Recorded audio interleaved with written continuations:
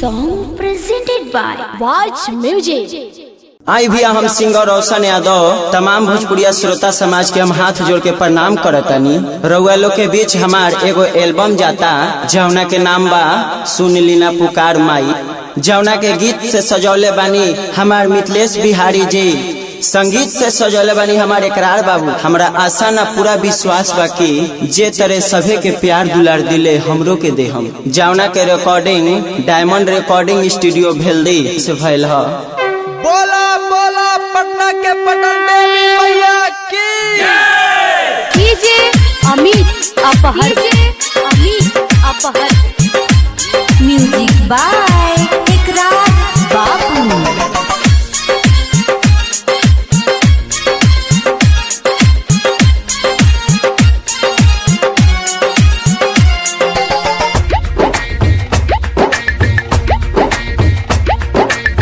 बाजी न के माई बाजी न के, बाजी न के माई बाजी न के, सुने लीना पुकार माई बाजी न के, सुने लीना पुकार माई बाजी न के, बाजी न के माई बाजी न के, बाजी न के माई बाजी न के, सुने लीना पुकार माई बाजी न के, सुने लीना पुकार माई बाजी न के। DJ DJ DJ DJ Amit, Amit अपहर, अपहर, अपहर, अपहर।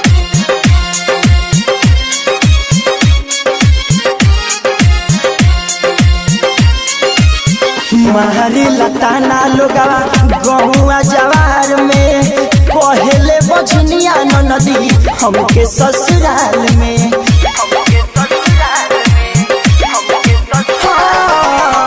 मारे लताना लोगवा गहुआ जवार में, कहेले बजनिया नदी हमके ससुराल में।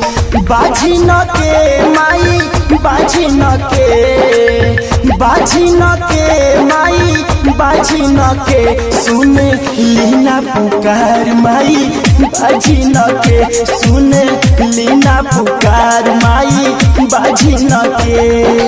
DJ DJ DJ DJ Amit, music by अपहर, इकरार अपहर, अपहर, अपहर।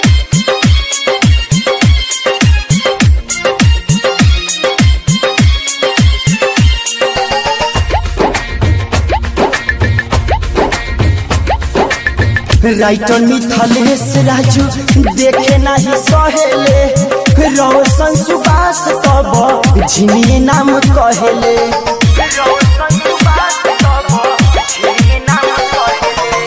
उपेंद्र मिथिलेश राजू देखे नहीं सहेले, रोशन सुबास तब झिनिए नाम कहेले। बाजी न के माई बाजी न के, बाजी न के माई बाजी न के, सुने लीना पुकार माई बाजी न के, सुने लीना पुकार माई बाजी न के, सुने लीना रजिया माई बाजी न के। Recording diamond studio Bheldi.